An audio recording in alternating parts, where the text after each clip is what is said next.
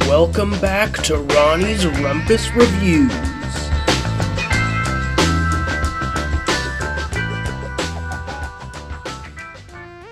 This week I'm diving into the works of a controversial yet iconic figure of Wu-Tang fame, Ghostface Killah.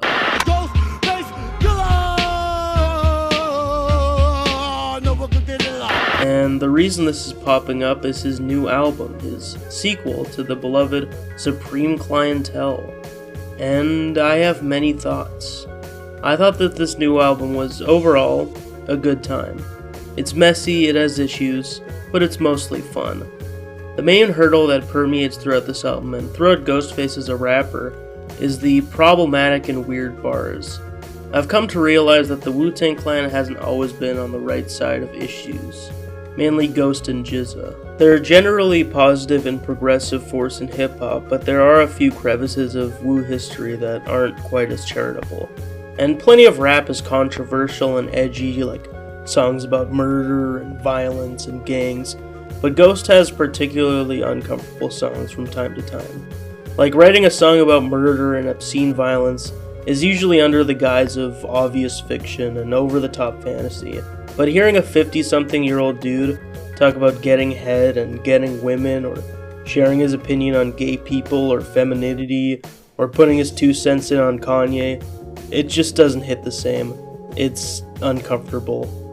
There's quite a few bars, mainly from features, that actually reflect some progressive and good-to-hear views on politics, with Nas condemning Project 2025 on his verse, for example. Most of the bars are great, plenty are even agreeable, but the few bad apples are hard to chew through. But once you get past that, most of the songs are good. The album is definitely overstuffed and filled with half ideas and songs that feel unfinished. This album could have used some editing.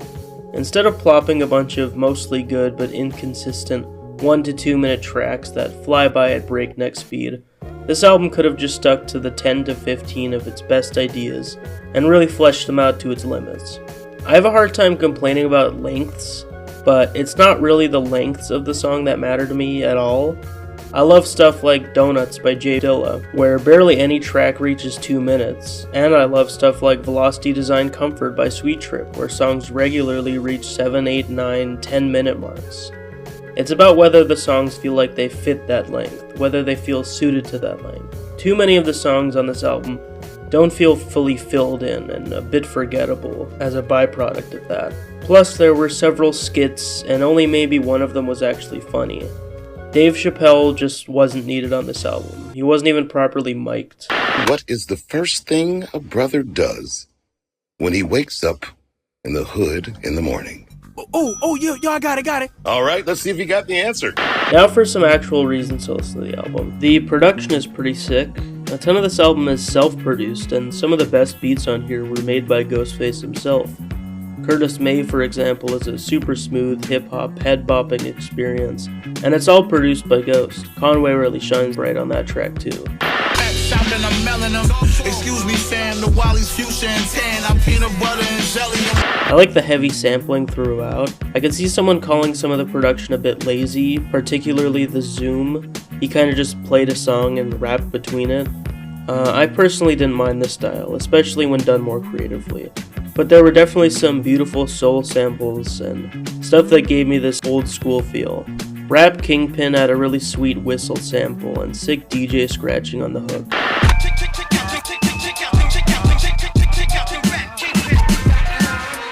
There's plenty of impressive stuff in these instrumentals. I think when it's all said and done, a driving factor of this album is the energy. This is a project made by a bunch of old heads, and some songs negatively reflect that. Some songs just felt a bit sleepy and uncharacteristically unenergetic. Soul Thang is a great example of a promising sound that just stays at that level for far too long, and eventually becomes tiresome.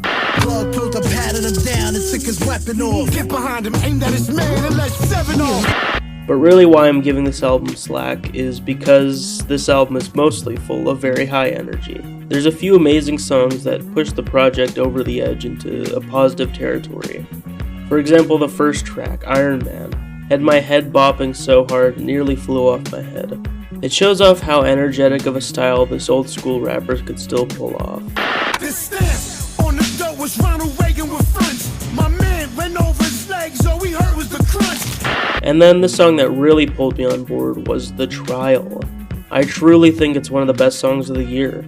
It fully harkens back to stuff on 36 Chambers with the energy of a bunch of hooligans spinning a web and creating a little movie in the form of a song. First we get an incredible back and forth from Ghost and Raekwon playing the role of the defendants, followed by a neat continuation of this energy with Pills and Reek the villain, and then it's all wrapped up by a closing verse from Jizza as the stenographer, bringing back the tradition of always closing with Jizza when he's on a Wu song. This is all held together by Method Man as the judge, and a simply incredible tension-filled beat produced by Rhodes Art. It's simply magic. It got me so giddy.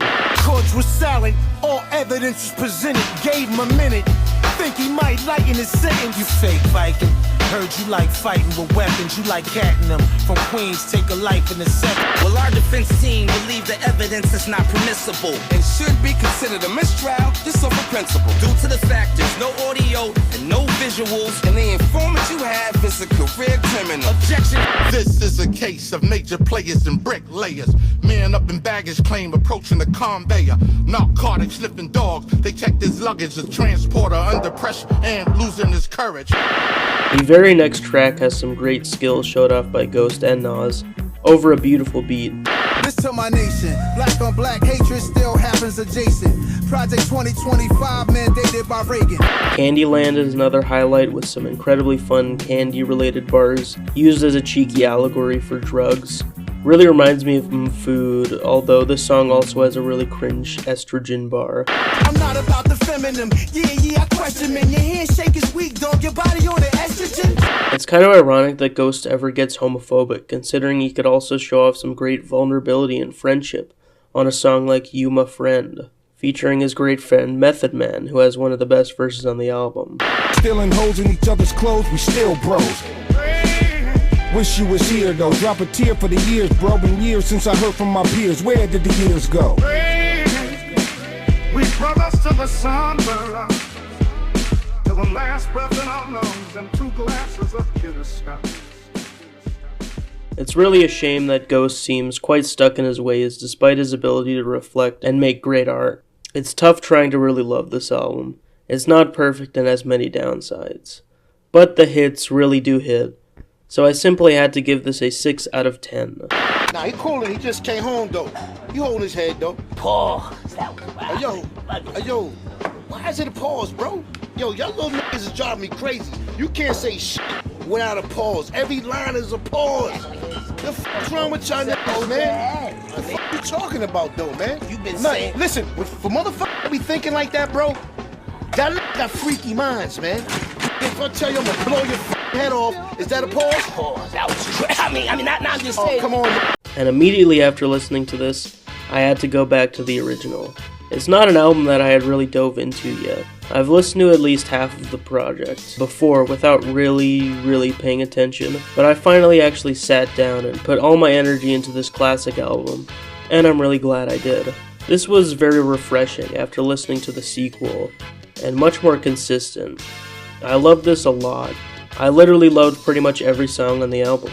Going back to what I was saying about song length, it really feels like each song fits its length like a glove, and like each song was fleshed out to its full potential. Even the skits felt so much more earned and natural.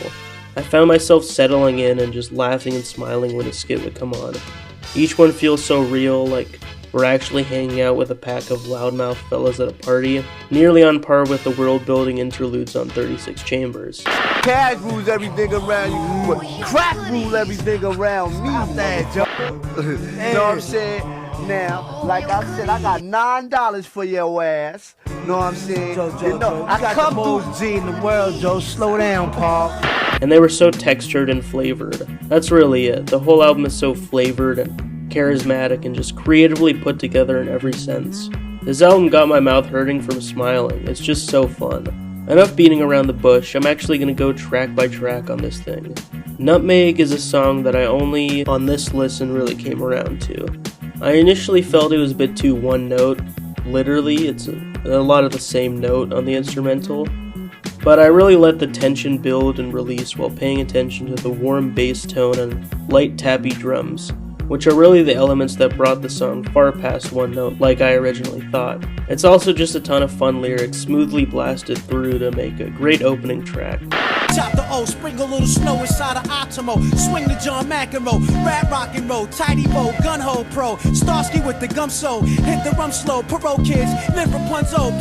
One, the third track, is a very iconic song, which is another one that could feel repetitive if it wasn't for all the flavorful sauce put into each aspect that makes up the sound of the song. Ghostface rolls off rowdy party bars along with RZA throwing in his underrated mic presence with an off-kilter but confident verse before closing the song with one of my favorite song endings in hip-hop. I love when rappers interact with the sample of the instrumental and play around like that. Devil planted fear inside the black babies. 50 cent sodas in the hood, they gon' crazy. Saturday Night is another great case for my points on song length. It doesn't feel unnatural to have a 1.5-minute track with just one long verse because it's not crammed in between a bunch of other songs like it, and it feels like it said all it needed to say, spinning a story about being investigated and harassed by some feds. Garage style 1900 Raekwon, tell a god shit's mega real, flashing me on BET, Planet Groove, Rap City News, NAACP committees. Not to jump around too much, but later in the track list, Stay True is a song with the exact same track length, and again, it doesn't feel like they just ran out of juice. It feels like they simply added the perfect amount of song to the song. Since I'm already jumping around though, I'm gonna breeze past some tracks that I do love, but I don't have too much to say on them. Ghost Deity is a classic woo-banger with a sick gloomy beat and a beautiful sung bridge from Ghost. I feel similar about The Grain, a simply well-made classic Wu-Tang sound, to some great verses from Ghost and RZA, along with some complex textured production. Mighty Healthy is a very gritty, gloomy track with some incredible energy, and the inclusion of the iconic Melvin Bliss drum break. Finally, We Made It is another example of simply great song making with an immaculate song structure built around this beautiful string sample. Now back to the regular tracklist order. Apollo Kids, the 6th song on the album, includes one of the hardest beats on the album by far. It's just Ghostface and Ray going back and forth, rapping bars that feel very suited to the Wu-Tang brand, very communal, like they're hyping each other up and the whole crew up over this insane and gritty horn sample on the beat. Walk with me like Dorothy, try to judge these plus degrees, such a cow rash to feed. Buck 50 is one of the few grand posse cuts. The beat is perfect for this type of gritty group track with a great sense of tension and gripping composition, with this rattling wobbly sample that demands your attention with each verse. Naturally, they brought on Method Man, Capadonna, Redman, and switching up the format by closing with another hype verse from the Iron Man himself. This is also one of many tracks produced by RZA. RZA is really the mastermind behind the Wu brand and the Wu sound, and while this album has many producers, RZA does keep a steady DJ hand in the background throughout, which feels especially at home on these posse tracks. Supercalifragilisticexpialidocious, dosage-ala-expialidocious, super. Cancun, catch me in a room eating grouper. Stroke of Death is another track helmed by the creativity of RZA with this incredibly off-putting and dizzying beat. One of those beats that really challenges you to flow perfectly and make it pop, like the tempo-changing masterpiece No Snakes Alive on Take Me to Your Leader, MF Doom's most underrated album. This all concludes in RZA slaying his own beat with so much grace, like a swift sword movement or a stroke of death to kill off the song. Back to jail bells, bonds, man, strength of 18 bronze, man, tall like Carmelo Melman, framed on Larry Johnson, Tony Montana blow, creamy white Havana Joe. Malcolm is one of the most compelling songs with a revolutionary theme, weaving a story song about progress within the streets and bad actors who muddy the message in between samples of Malcolm X himself. All of this over a very versatile and ever-shifting beauty being this gritty beat by Chew the Specialist. This track relates to a big theme of black empowerment and politics, which seems to be a combined artistic effort of Ghostface and RZA. RZA has many political references and historical references throughout his career. Too much TV, guns and robberies, lust, and greed and hate, the fourth devil jealousy. They try and project the image to the public that this is being done by thieves and thieves alone. And they ignore the fact that no, it is not thievery alone. It's a corrupt, vicious, hypocritical system. Child's Play is another story song, a very charming love ballad about adolescent love and Ghost just reminiscing about his childhood in general. Over this light and fluttery sample, the drums and sample progression to go along with the switch in Ghostface tone halfway through the song, before getting back to the original beat, is really effective especially. Everybody's talking about Wu-Tang frontin', but you're still telling lies to me.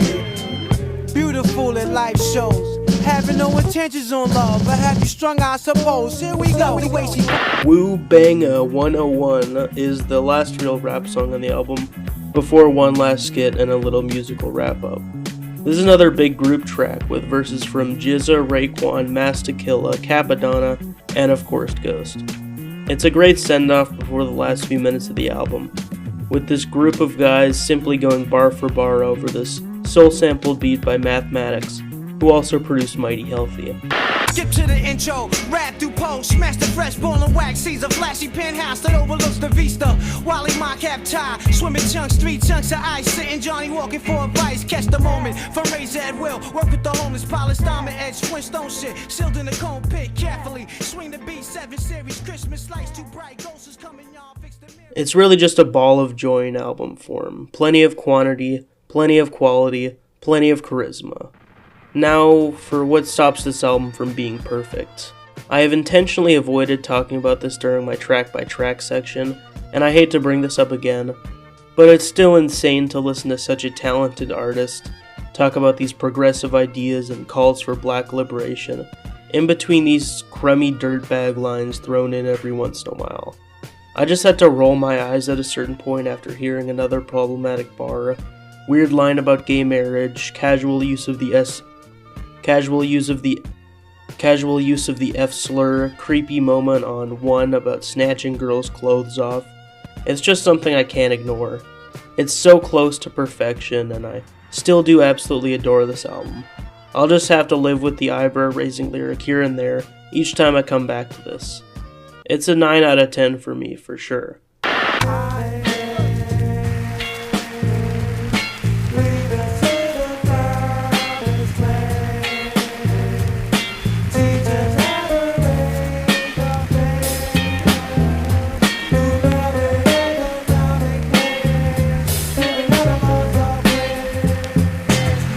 That's all I have for you this week. Check out Review Ronny on Insta and YouTube for info and archives on the show. And before I let you listeners go, it's time for Ronny's Joke of the Week. What would you say if a businessman trying to make a deal with the famous clothing brand Supreme lost the bidding war with another businessman? Oof, that was a real Supreme Clientele. See you next time on Ronny's Ready with Reviews. Hey, Ronny. Ronny? Good reviews? Fabulous reviews. This is Ronny. Make it good. Suppose Ronny could have been a reviewer. It's Ronny, all right. Ronny? Reviews.